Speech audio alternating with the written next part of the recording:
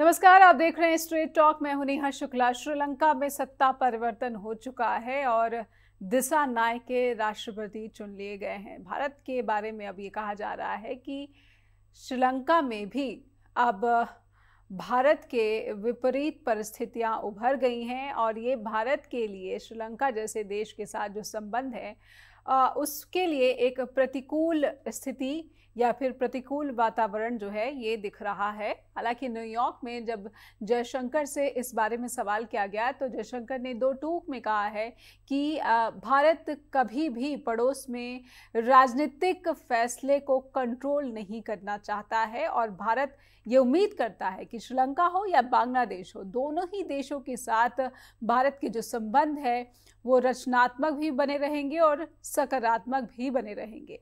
लेकिन क्योंकि श्रीलंका का जो सत्ता परिवर्तन है उसके बारे में एक टिप्पणी ये भी की जा रही है कि दिसा नायके नवनिर्वाचित राष्ट्रपति, उनका झुकाव चीन के तरफ दिखता रहा है।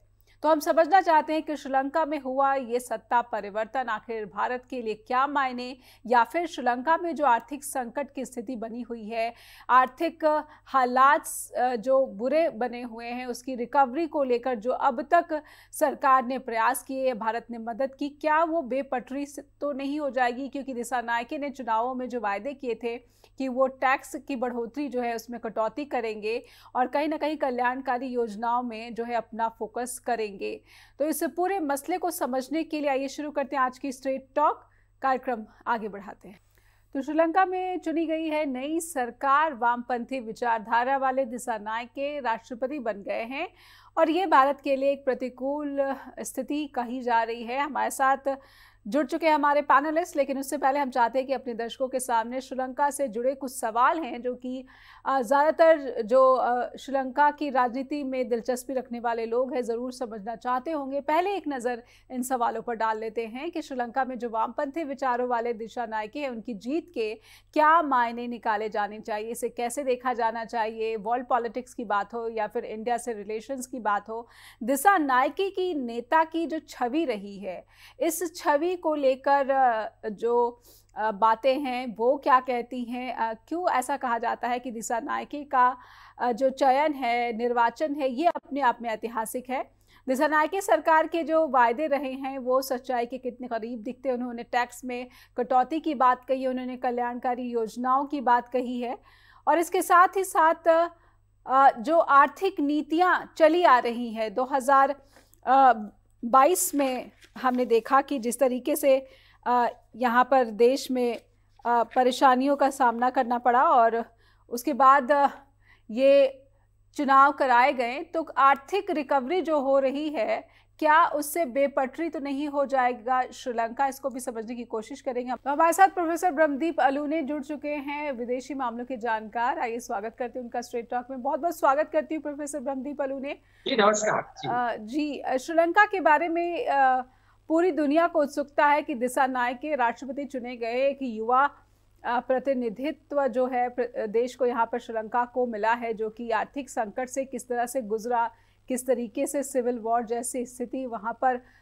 सत्ता पलटी गई और उसके बाद तमाम जो राजनीतिक घटनाक्रम है पूरी दुनिया ने देखा। और अब राष्ट्रपति चुनाव में दिसा नायके को जिस तरीके से ऐतिहासिक जीत, बल्कि इसे कहा जा रहा है कि ऐतिहासिक जीत है, श्रीलंका के लिए इस जीत को आप कैसे देखते हैं और दिसा नायके राष्ट्रपति के रूप में इसे आप कैसे देखते हैं? किस तरह का जो है ये ऐतिहासिक बदलाव देश देख रहा है? प्रोफेसर देखिए नेहा जी, जो श्रीलंका है वो हिंद महासागर के उत्तर में है और हिंद महासागर जो है वो दुनिया की राजनीति का इस समय केंद्र है, रणनीति का केंद्र है। ऐसे में जाहिर सी बात है कि जब महाशक्तियों की नजर हिंद महासागर में हो और उस रणनीतिक केंद्र का जो देश है वहां पर अचानक वामपंथी सरकार आती है तो लाजमी सी बात है कि पर सभी का विचार भी आएगा, उस पर सभी की नजरें भी होगी। लेकिन लोकतंत्र का मतलब ही यही होता है, परिवर्तन, और श्रीलंका परिवर्तन चाहता था जी। वहां पे युवा इतना परिवर्तन चाहते थे कि एक पार्टी जिसको कुछ सालों पहले पिछले चुनाव में 3% वोट मिला था, अब उस पार्टी के जो नेता है वो सत्ता में जी। श्रीलंका गहरे आर्थिक दबाव में है, श्रीलंका 2022 में तख्ता पलट को देख चुका है। श्रीलंका जो है वो चीन के कर्ज में डूबा हुआ है। श्रीलंका जो है वो हिंद महासागर में भारत और जो चीन है उसके बीच फंसा हुआ महसूस करता है। हालांकि दिशानायके ने अभी कहा भी है कि हम सैंडविच की तरह नहीं है जी, हम दोनों देशों से बराबर संबंध रखेंगे। तो देखिए श्रीलंका जिस राजनीतिक दुविधा से गुजरा है, श्रीलंका जैसे आर्थिक दबाव से गुजरा है, जहां पर पर्यटन केंद्र के तौर पर उसने वहां की जो अर्थव्यवस्था है उसने ऊंचाइयों को देखा है, लेकिन उसके बाद राष्ट्रवादी या अति राष्ट्रवादी जो पार्टियां थी गोडभाया राजपक्ष के तौर पर ले ले तो इन लोगों का जो कार्यकाल देखा उसमें श्रीलंका का आक्रामक रूप भी नजर आया जी।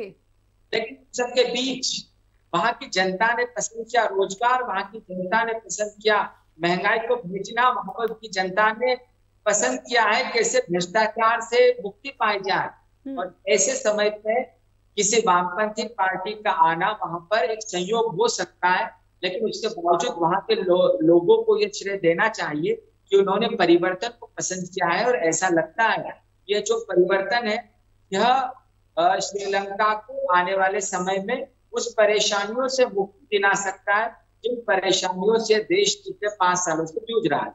नेहा जी। प्रोफेसर ब्रह्मदीप, लेकिन जैसा कि कुछ जानकार ये कह रहे हैं कि 2022 का जो आर्थिक संकट था उसके बाद से देश जिस तरीके से आर्थिक रिकवरी की कोशिशें कर रहा है, क्योंकि बहुत ज़्यादा कर्जे में ये देश डूबा हुआ है, जनता पर टैक्स की काफ़ी बढ़ोतरी की गई और मैंने देखा है कि बहुत सारी जो योजनाएं हैं इस पर भी जो है लगाम लगाई गई है। और क्योंकि जनता महंगाई से काफ़ी जूझ रही थी तो उन्होंने महंगाई को कंट्रोल करने की जो है बातें कही हैं जनता के सामने। क्या इन कोशिशों में वो जो आर्थिक रिकवरी का रास्ता है उससे देश भटक तो नहीं जाएगा, या आशंकाएं विश्लेषक जता रहे हैं? नहीं, देखिए यहाँ पर एक बात समझने की जरूरत है कि आप अपने देश की अर्थव्यवस्था को कैसे बनाना चाहते हैं। क्या आप वैदेशिक जो कंपनियां हैं वो ज्यादा से ज्यादा हावी हो आपके देश में, आपके देश में जो आप है वो उन लोगों से आयात करें और ऐसे ही आपके देश की अर्थव्यवस्था मजबूत होगी? या आप अपने देश की अर्थव्यवस्था को निर्यात आधारित अर्थव्यवस्था बनवाना चाहते हैं, घर घर रोजगार देना चाहते हैं, लघु उद्योग खोलना चाहते हैं? ऐसे बहुत सारे प्रश्न हैं जो सामने आना चाहिए। तो आप जब श्रीलंका की बात करते हैं तो देखिए श्रीलंका में तमाम चीजों के बावजूद एक बात तो हमने देखना है कि वहां पर कुछ ही परिवारों का वहां की राजनीति पर कब्जा रहा है और वह देश को एक सामंतवादी शक्तियों के साथ, राष्ट्रवादी शक्तियों के साथ, और यूं कहें कि सिंहनीवाद की जो सिंहनीवाद है उसमें पूरा जकड़ा हुआ देश है। और ऐसा भी नहीं है कि दिशानायके उनसे अलग है, क्योंकि दिशानायके जो है उन्होंने वो वामपंथी पार्टी का नेतृत्व जरूर कर रहे हैं, लेकिन उनकी वामपंथी पार्टी जो क्या करती है, देखिए दुनिया भर की जो वामपंथी पार्टियां हैं वो सामाजिक न्याय की बात करती है, तो आर्थिक असमानता समाप्त करने की बात करती है, वो सामाजिक समानता स्थापित करने की बात करती है। लेकिन दिशानायके की जो जन विमुक्ति पार्टी वो इससे अलग, उन्होंने जो तमिलों की जो पार्टी थी या जो तमिलों का विद्रोह था उसके खिलाफ अपने देश की सेना का साथ दिया। उन्होंने तमिलों के खिलाफ हिंसा में भी दिशानायके उनकी पार्टी शामिल रही।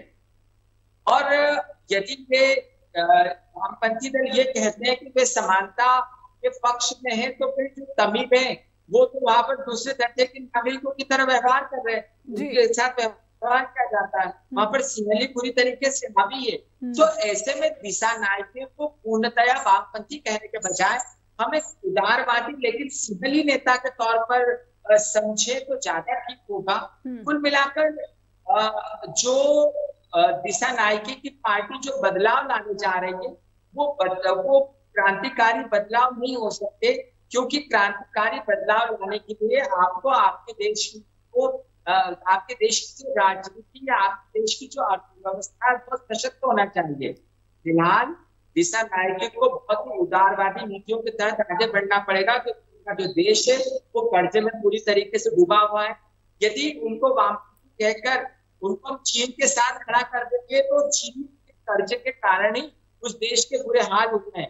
ये देखना बहुत होगा कि दिशा नायक के जो है वो बदलाव कैसा करते हैं, लेकिन उनके जो बदलाव होंगे मुझे ऐसा लगता है कि उनको अन्य राजनीतिक पार्टियों के साथ मिलकर चलना पड़ेगा और उनके जो बदलाव होंगे वो मध्यम वर्ग के लिए अच्छे हो। इसके लिए जरूरी है कि वो धीरे धीरे आगे बढ़े। ऐसा नहीं लगता है कि वो आमूलचूल परिवर्तन तुरंत कर देंगे। नेहा जी बिल्कुल, क्योंकि चुनौतियां बहुत ही विकराल हैं और इसीलिए बहुत ज़्यादा जो है उनसे अपेक्षा करना भी इस समय कम से कम श्रीलंका के परिदृश्य से कहा जाए तो बहुत ज़्यादा उनके लिए मुश्किल भी दिख रहा है। लेकिन श्रीलंका में जो हालात हैं और जिस तरीके से दिसानायके का चयन हुआ है, इसे पहली नज़र में सभी ये मान रहे हैं कि कहीं ना कहीं ये चीन के अनुकूल ये पूरा सत्ता परिवर्तन श्रीलंका में हुआ है। लेकिन क्योंकि जनता ने दिसानायके पर भरोसा जताया, उन्हें बहुत ही ऐतिहासिक जीत दिलाई है और जो चैलेंज है श्रीलंका का वो महंगाई, भ्रष्टाचार भी है और जो पॉलिटिशियन है जो चुनाव में हार गए हैं उनका देश छोड़कर चले जाना भी कहीं ना कहीं दिसानायके को एक परफॉर्म करने के लिए बहुत ही बेहतर जो है समतल दे रहा है, एक धरातल दे रहा है। ऐसे में अपेक्षाएं बढ़ रही हैं। श्रीलंका से जुड़ी और भी बातें समझने की कोशिश हमारी जारी रहेगी प्रोफेसर ब्रह्मदीप अलूने के साथ। और हम बात कर रहे हैं श्रीलंका में हुए सत्ता परिवर्तन की। दिसानायके जो कि एक युवा राष्ट्रपति चुने गए हैं श्रीलंका में, उनसे काफ़ी अपेक्षा जनता को है क्योंकि उन्होंने बड़े लंबे चौड़े वायदे जनता से किए हैं। वो जनता जो आर्थिक संकट से जूझ रही है, जो महंगाई से त्रस्त है और जो भ्रष्टाचार का भी सामना कर रही है। कई नेता जो है इन चुनावों के बाद देश छोड़कर चले गए। हमारे साथ प्रोफेसर ब्रह्मदीप अलूने जुड़े हुए। प्रोफेसर ब्रह्मदीप अलूने, क्या श्रीलंका को इस वक्त जो पूरी दुनिया है वो इस समय जज कर रही है और दिसानायके जैसा कि आपने कहा कि वो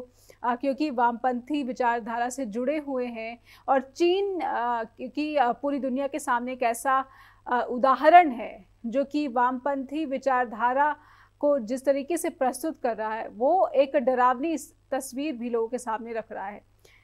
क्या बहुत कुछ साबित करना होगा दिसानायके को क्योंकि भारत विरोधी विद्रोह का दाग भी उनके दामन पर लगा है। हालांकि उनकी कोशिशें आगे आने वाले समय में बदलती भी दिखी हैं, लेकिन फिर भी कहीं ना कहीं भारत के नज़रिए से इसे काफ़ी शक के निगाह से भी देखा जा रहा है। और इसीलिए जयशंकर जब विदेशी धरती पर गए तो उनसे ये सवाल पूछा गया कि बांग्लादेश के साथ साथ श्रीलंका में भी सत्ता परिवर्तन हो गया, ये भारत के अनुकूल नहीं बल्कि प्रतिकूल परिस्थितियां हैं। देखिए, इसको दो तीन प्रकार से समझने की जरूरत है। एक तो दिसानायके वामपंथी नेता जरूर है, लेकिन वो प्योर वामपंथी नहीं। वो इस प्रकार की वो सामंतवादी राष्ट्रवाद या सिंहनी राष्ट्रवाद के नेता के तौर पे अपने देश में वो जाने जाते रहे हैं और वामपंथ के जो मूलभूत उद्देश्य है या मूलभूत नियम के अनुसार बर्ताव नहीं किया। यही कारण है कि जो प्रभाकरण थे, जो लिट्टे के प्रमुख थे, उनके भारत के माओवादी संगठनों से तो बहुत अच्छे संबंध थे जी।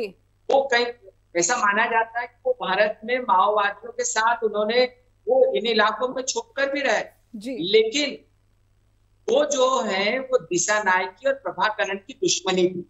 इसका मतलब है कि वो दिसानायके है, उनकी जो विचारधारा है वो संदिग्ध है और ऐसे में वो कितने चीन के साथ होंगे या कितने भारत के साथ होंगे ये देखना दिलचस्प होगा। लेकिन दूसरी बात जो प्रश्न किया है भारत के संदर्भ में, देखिए निहाल जी, दक्षिण एशिया में जिन देशों से भारत के बहुत संबंध खराब रहे हैं, इवन ये कहें कि पाकिस्तान से भी ज्यादा, उसमें हम श्रीलंका का नाम शामिल कर सकते हैं क्योंकि श्रीलंका और भारत के संबंध बहुत टुकड़े टुकड़े में अच्छे रहे, उसमें अविश्वास ज्यादा रहा है क्योंकि भारत और श्रीलंका साथ में स्वतंत्र हुए, लगभग एक दूसरे के बाद ही स्वतंत्र हुए। लेकिन जहां भारत ने ब्रिटिश उपनिवेशवाद को पूरी तरीके से नकार दिया, वहीं पर श्रीलंका ने जो ब्रिटेन का सैन्य अड्डा बनने स्वीकार कर दिया।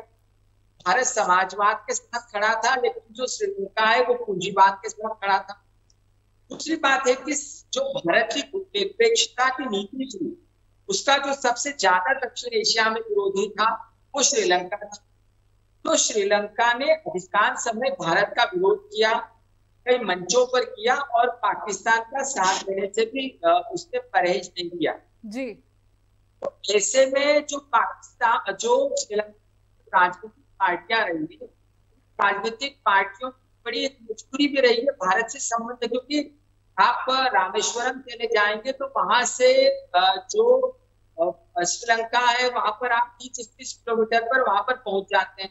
मतलब जो श्रीलंका है वहां से भारत से जाना बहुत आसान है, और यही कारण है कि ऐतिहासिक तौर पर भारत और श्रीलंका के सांस्कृतिक, सामाजिक, धार्मिक संबंध बहुत मजबूत हुए रहे हैं, खासकर बौद्ध धर्म के संबंध में भी। लेकिन इसके बावजूद श्रीलंका में अविश्वास ज्यादा रहा है जी। तो वामपंथी नेता के आने से भारत और श्रीलंका की दूरियां बढ़ जाएगी, ऐसा सोच लेना इससे ठीक नहीं है, क्योंकि महेंद्र राजपक्षे, गोटाबाया राजपक्षे तो वामपंथी नहीं थे जी। लेकिन उन्होंने दौर में भारत को छोड़कर वो चीन के साथ गए।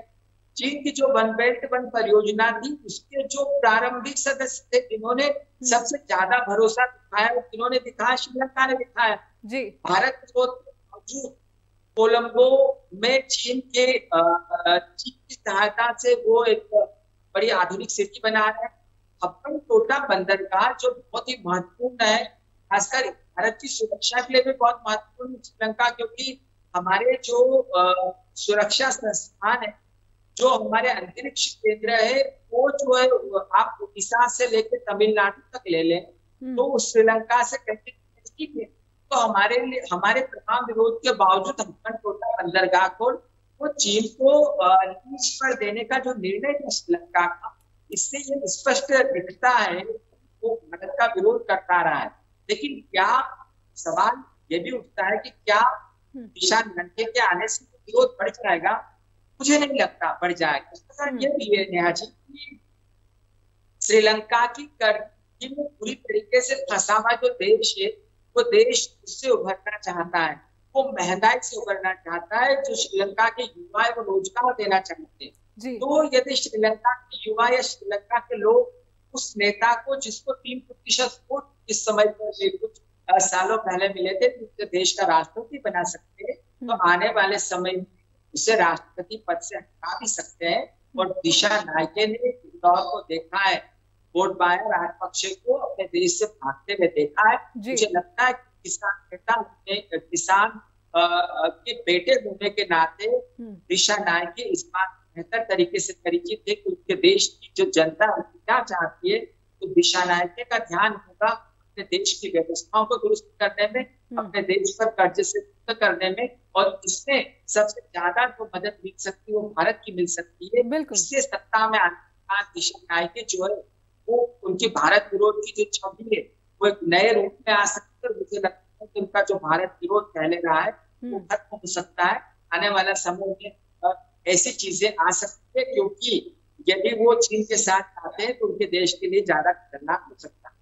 बिल्कुल, क्यों कहीं ना कहीं जो भारत की एक छवि जो है, खास करके आर्थिक संकट के बाद से श्रीलंका में जो है एक मददगार देश के रूप में हुई है, बिना किसी शर्त के मदद पहुंचाने वाले और पहले मदद पहुंचाने वाले देश के रूप में यहाँ पर ये बात देखी गई है कि श्रीलंका के लोग जब उनको मदद की ज़रूरत थी तो सबसे पहले जो है मदद का हाथ भारत ने बढ़ाया, और ना सिर्फ बढ़ाया बल्कि बिना शर्त ये मदद दी गई है। तो दिशा नायके का जो झुकाव है जो चीन के प्रति है, क्योंकि परिस्थितियां, या फिर उनको अगर ये कहा जाए कि जनता ने जिस तरीके से ऐतिहासिक जीत दिलाई है, जनता ये चाहती है कि जो देश है वो चीन के कर्जे के ट्रैप में जो फंसा हुआ है उससे भी आज़ाद हो सके और इंडिपेंडेंट नेशन के रूप में, यानी कि जो है एक अलग थलग देश नहीं जो कि चीन के कर्जे के बोझ के तले दबा हुआ है, बल्कि एक स्वतंत्र और अपने फैसले लेने के लिए जाने वाला देश बने।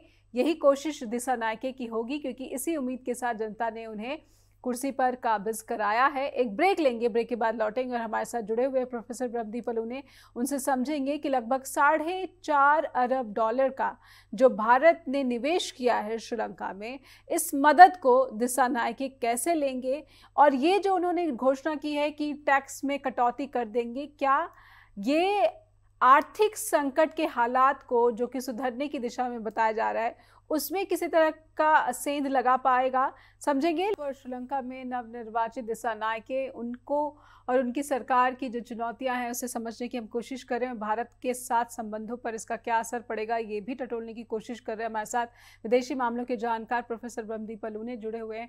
ब्रह्मदीप अल्लूने, हमने देखा कि बांग्लादेश में शेख हसीना सरकार जिस तरीके से अपदस्थ हुई और उसके बाद अंतरिम सरकार जिस तरीके से यहाँ पर बर्ताव कर रही है, भारत के प्रति उनका जो स्टैंड है अब कहीं ना कहीं स्पष्ट होने लगा है, जिसकी आशंका शुरू में जताई जा रही थी। ठीक उसी तरह से दिसानायके की भूमिका को लेकर भी आशंकाएं जताई जा रही हैं। अभी तो ये कह सकते हैं कि दिसानायके ऐसा कोई स्पष्ट जो है संकेत नहीं देंगे, लेकिन क्योंकि उनकी छवि ऐसी मानी जा रही है कि चीन के प्रति उनका झुकाव रहा है, या फिर भारत के खिलाफ विद्रोह में, हिंसा में उनकी भूमिका रही है। हालांकि बाद में उनका नज़रिया बदलता भी दिखा, लेकिन क्योंकि भारत के निवेश की भी मैं बात करूंगी कि भारत ने इतना निवेश किया है श्रीलंका में, इस तरीके की मदद पहुंचाई है, लेकिन जब मैं मुकाबला किया जाए चीन के साथ जो संबंध है श्रीलंका के, या चीन ने जिस तरह की इन्वेस्टमेंट श्रीलंका में की है, तो दिसानायके इस पूरी परिस्थिति का लाभ उठाते दिखेंगे, या मालदीव के राष्ट्रपति मोइजो की तरह कुछ गलती कर बैठेंगे जिसे बाद में संभालते ही रह जाएंगे मोइजो भी, और भारत के लिए भी ये विपरीत हो जाएगा। ब्रह्मदीप अल्लूने, देखिए सवाल आपके बहुत अच्छे हैं, लेकिन एक चीज पर आपका ध्यान दिलवाना चाहूंगा कि पिछले दिनों ये चीजें सामने आई थी जिसमें माना जा रहा था कि जो रॉ है कमजोर हो गई है, लेकिन श्रीलंका में खासकर, लेकिन श्रीलंका से दिसानायके को जिस प्रकार से भारत बुलाया गया था, पहले विदेश मंत्री से उनका मिलना हुआ था, तो मिलाकर ये संकेत पहले समझ लिए गए। तो भारत की दृष्टि से ये बहुत अच्छी बात है, जिस चुनौती से हमको बांग्लादेश में गुजरना पड़ रहा है, कम से कम श्रीलंका से गुजरना नहीं पड़ेगा, तो अच्छा संदेश है। अब दूसरी बात है कि दिसानायके अपने देश को उबारने के लिए क्या करेंगे, कैसे उबारेंगे अपने देश को कर्ज से। तो देखिए नेहा जी, खासकर दक्षिण एशिया के भारत के पड़ोसी देश एक बहुत ही नियंत्रण और संतुलन वाली कूटनीति का आजकल परिचय दे रहे हैं। वो बेहतर तरीके से जानते हैं कि वो चीन और भारत का किस प्रकार से उपयोग कर सकते हैं। वो उपयोग कर भी रहे हैं और अपने आप को मजबूत भी बना रहे हैं। हालांकि यह बात और है कि इस बीच इसमें बहुत सारे जो छोटे देश है वो कर्ज नीति में चीन की उलझ गए, लेकिन जो दिसानायके वो क्या नया कर सकते थे। सबसे पहली बात तो क्या है कि दिसानायके को 2-3 चीजों में सुधार करने की जरूरत है यदि अपने देश को उबारना चाहते हैं। तो जैसे उन्होंने 2019 सिलसिलेवार ब्लास्ट हुए थे उनके देश में, उनकी व्यापक जांच को लेकर उन्होंने बात कही थी। यदि वो ऐसा करते हैं तो हो सकता है कि इसमें जो उस देश के मुस्लिम व्यापारी थे उन पर गाज मिल सकती है, जिसकी जो में देखा भी गया था और उन पर उंगलियां उठी भी थी।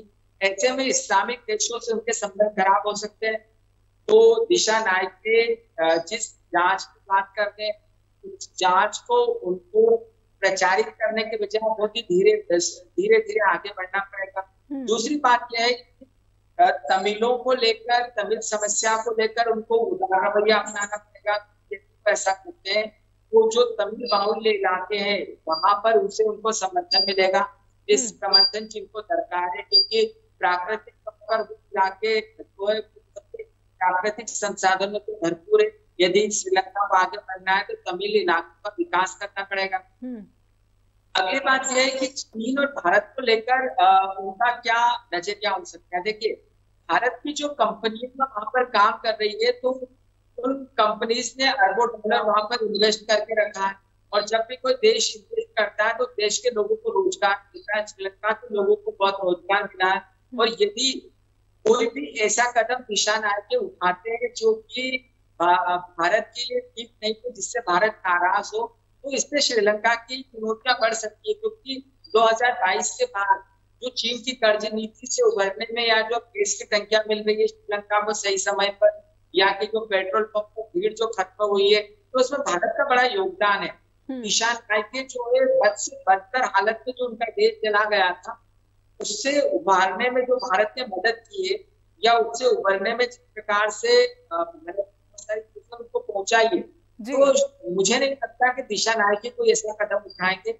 अब अगली बात तो होती है कि चीन जो है उसका प्रभाव कहाँ तक बढ़ेगा। देखिए ये बहुत ही जो है दिशा नायक को ये तय करना पड़ेगा, क्योंकि उनके देश में वैसे ही चीन का बहुत ज्यादा प्रभाव है, वैसे ही चीन की बहुत सारी कंपनियां काम कर रही है, और वहाँ चीनी संस्कृति जो है वो बहुत फल फूल भी रही है। तो यदि चीन का प्रभाव ज्यादा बढ़ता है, यदि चीन ज्यादा और ज्यादा वहां पर पैसे लगाता है, तो कर्ज बढ़ सकता है, और यदि कर्ज बढ़ेगा चीन का, तो वो राष्ट्र जो कुछ सालों पहले अपने आप को दिवालिया घोषित कर चुका है, उस राष्ट्र को वो उभार नहीं पाएंगे। ऐसे में दिशा नायक जो है वो भारत, चीन, ब्रिटेन, अमेरिका सबसे समान संबंध रखेंगे।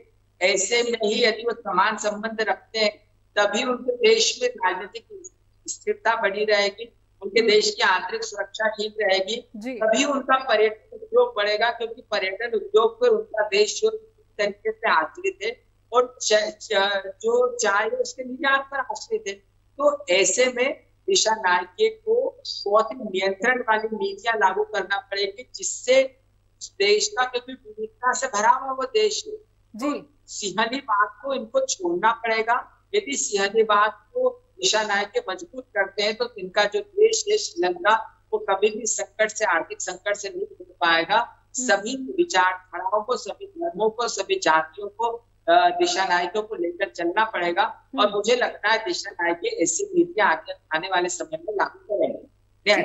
मैं ये भी समझ लेना चाहती हूँ कि भारत में हमने देखा है कि श्रीलंका के कच्छदीव द्वीप को लेकर भी पॉलिटिक्स होती रही है। स्वयं प्रधानमंत्री नरेंद्र मोदी जो हैं इस द्वीप को श्रीलंका को सौंप दिए जाने पर पूर्ववर्ती सरकारों को आरोप लगाते रहे हैं, घेरते आए हैं। क्या अब भारत में इस तरह के स्टेटमेंट को जारी करना या फिर बयानबाजियां करना अब ये भारी पड़ सकता है? क्योंकि यहाँ पर अब विक्रम सिंघे नहीं बल्कि दिशा नायके आ गए हैं, जो कहीं ना कहीं जिस छवि के नेता हैं वो भी गुरेज नहीं करेंगे कोई तल टिप्पणी करने से या फिर प्रतिक्रिया देने से। बिल्कुल बहुत महत्वपूर्ण सवाल है आपका। किसी भी देश के राजनेता को अपने देश की आंतरिक राजनीति और वैदेशिक नीति में सामंजस्य स्थापित करना पड़ेगा। यदि वो राजनेता शीर्षस्थ स्तर के राजनेता है या वो शीर्षस्थ स्तर की पार्टी है, भारत के पड़ोसी देशों को लेकर कोई भी ऐसे बयान दिए जाना जो कि सामरिक तौर पर हमारे लिए दुविधा पैदा कर सकते हैं, उन देशों से संबंध खराब कर सकते हैं, उससे देश के नेताओं को बचना पड़ेगा। ऐसे राजनीतिक मुद्दों को लेकर जितना जरूरी, मुझे लगता है ऐसे मुद्दों को लेकर चुप रहना बहुत जरूरी है, क्योंकि वैसे ही पड़ोसी देशों से हमारे संबंध खराब हो रहे हैं। तो ऐसे में कच्छदीव टापू का मुद्दा जो छोटे मछुआरों को लेकर जो तनाव होते हैं, वो इन मुद्दों को बयानबाजी से ज्यादा बेहतर यह है कि इनको द्विपक्षीय वार्ताओं के जरिए हल किए जाए।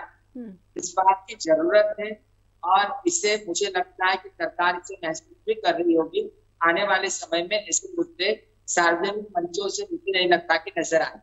नेहा जी बिल्कुल, क्योंकि हमने देखा कि मालदीव के साथ रिश्ते जो कड़वे हुए, खटास आई, उसकी वजह भी कहीं ना कहीं मालदीव और लक्षद्वीप का जो मसला था, जिस तरीके से स्वयं प्रधानमंत्री की टिप्पणी के बाद से ये विवाद जन्म लिया, और मालदीव के भी जो मिनिस्टर्स हैं उन्होंने जो बहुत ही आपत्तिजनक और खेदजनक जो है बात रखी थी। हालांकि उनको कैबिनेट से निकाल दिया गया। मोदी सरकार को ये भारी पड़ता हुआ नजर आने लगा। तो श्रीलंका के साथ संबंधों को टटोलने की कोशिश जारी रहेगी। और एक साथ एक नई बात ये भी देखने को मिली है श्रीलंका में कि महिला प्रधानमंत्री का चयन दिशा नायके ने किया है।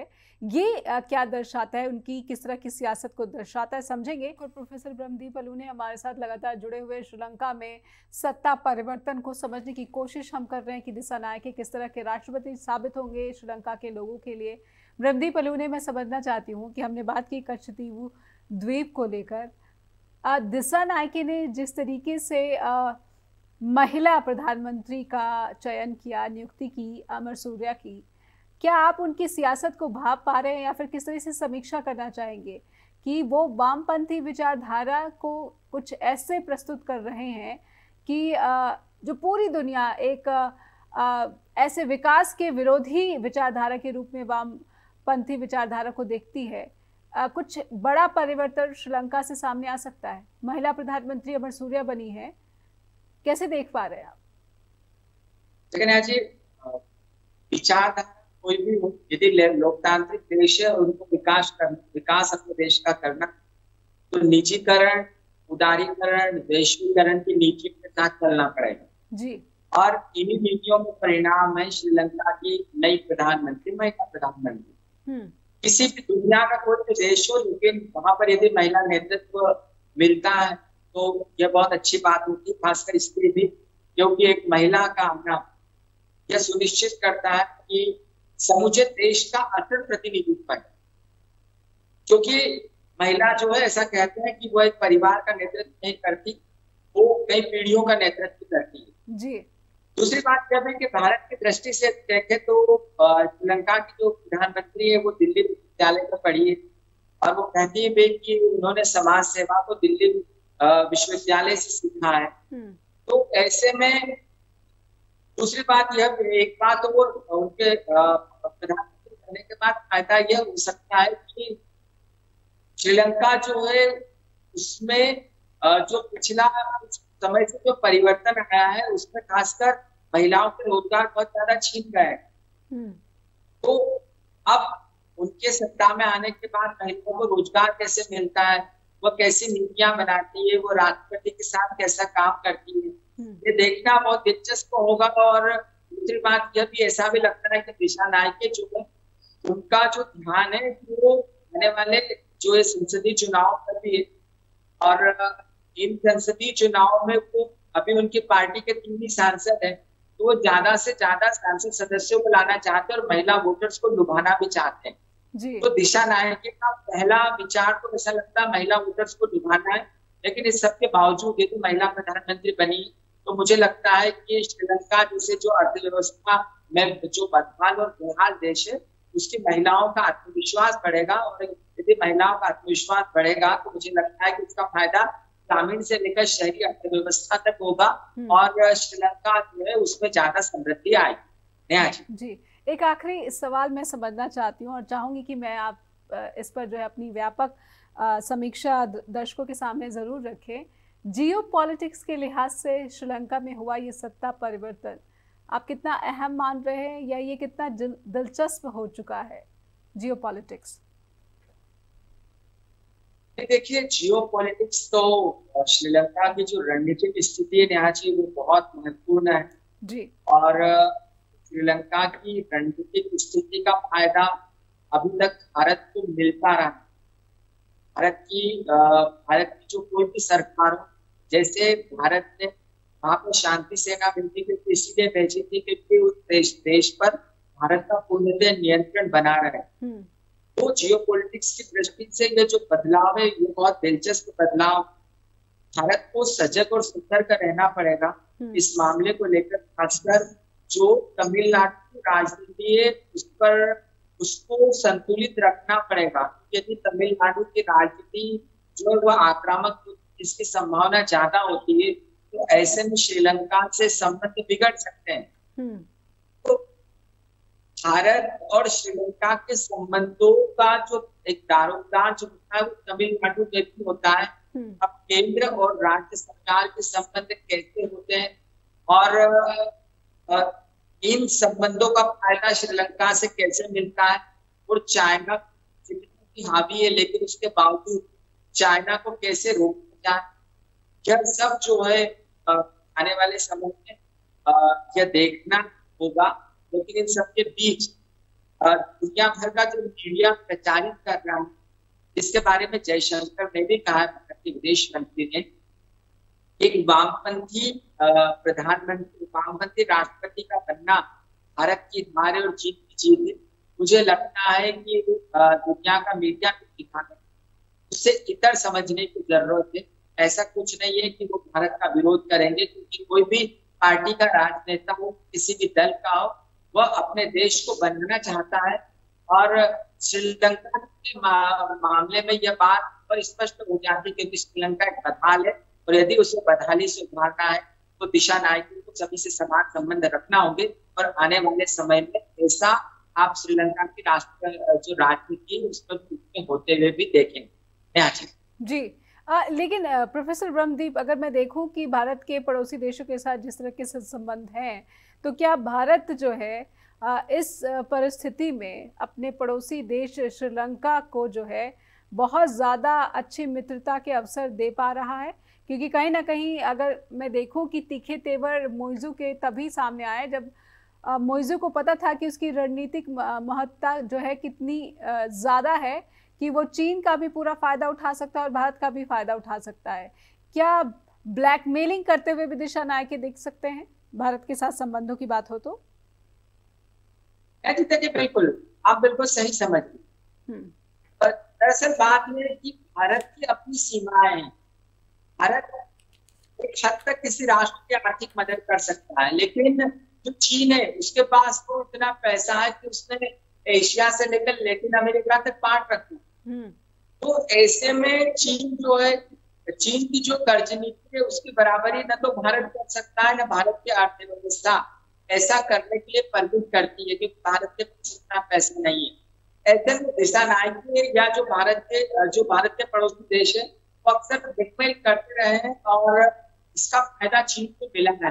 तो कर्ज नीति की बात करें या पैसे की बात करें तो मुझे लगता है कि चीन को उसका फायदा मिलता रहेगा, लेकिन दिशा नायक इससे सावधान होंगे, क्योंकि चीन के पैसों के कारण ही गोटबाया राजपक्षे को अपनी गद्दी छोड़कर दूसरे देश में भागना पड़ा था। ऐसी नौबत इस वामपंथी नेता की नहीं आए, इसके लिए ये न तो भारत को ब्लैकमेलिंग करेंगे और न ही चीन से ऐसे फायदे लेने की कोशिश करेंगे जो आने वाले समय में उनकी जो राजनीतिक यात्रा है, जो उनको शानदार अवसर मिला है, मुझे लगता है इस अवसर को वो बढ़ाएंगे। जैसे उन्होंने महिला प्रधानमंत्री को बनाया है तो चीन से उनके संबंध बहुत ही नियंत्रित होंगे, ऐसा लगता है। जी बिल्कुल, चीन के साथ संबंध जो है नियंत्रित होंगे और भारत को भी जो है एक क्लोज एसोसिएट बनाए रखना चाहेंगे दिशा नायक। यही देश की जो अर्थव्यवस्था का संकट है उससे उबरने में मददगार साबित होगा। प्रोफेसर ब्रह्मदीप अलूने, आपका बहुत बहुत आभार, आपने समय दिया स्ट्रेट टॉक के साथ जुड़े। और श्रीलंका में जो ये राजनीतिक परिवर्तन आया है ये किस तरीके से भारत और पूरे जियोपॉलिटिक्स के नज़रिए से ये कह सकते हैं कि सकारात्मक बदलाव है। वामपंथी विचारधारा के दिशा नायक, उनका चयन श्रीलंका की जनता ने किया है। बहुत बड़ी चुनौतियों का वो सामना करेंगे, महंगाई से निपटना होगा, भ्रष्टाचार से निपटना होगा, और जो चुनौतियां हैं, चीन के कर्जे की चुनौतियां हैं या फिर अन्य जो रणनीतिक और सैन्य चुनौतियां हैं, उससे कैसे पार पाएंगे दिशा नायक, ये समय बताएगा। फिलहाल स्ट्रेट टॉक में इतना ही। लगातार देखते रहिए जस्ट टीवी, लेकिन उम्मीद करते हैं कि आपका फीडबैक हम तक अवश्य पहुंचता रहेगा। info@justbroadcasting.com हो या फिर neha@justbroadcasting.com पर भी आप हमें ईमेल ज़रूर भेजिए। लगातार जुड़े रहिए जस्ट टीवी के साथ। नमस्कार।